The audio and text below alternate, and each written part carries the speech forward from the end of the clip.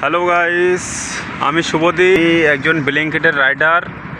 তো বাজে ঠিক আছে, এখন বাজে রাত্রির 11:50, ঠিক আছে, 12টা বাজতে যায় বন্ধুরা। আজকের শনিবার।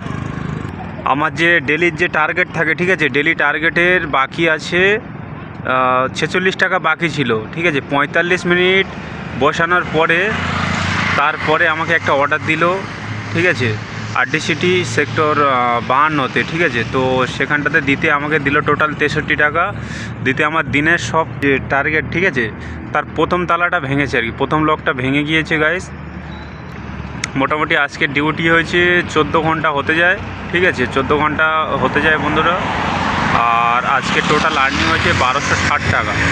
তো 14 ঘন্টার মধ্যে, তার মধ্যে ধরো 40-45 মিনিট আমার বেকার চলে গেছে। আমার গাড়ি পাঞ্চার হয়েছিল সকালবেলা, পাঞ্চার সারাতে গিয়ে আমার টাইম খারাপ হয়ে গেছে, ঠিক আছে। আর এমনিতে আজকের অর্ডারও অনেক কম আছে, যার জন্য আর্নিংটা কমই হয়েছে, নয়তো আজকের আর্নিংটা 1500 পার হয়ে যেত, ঠিক আছে।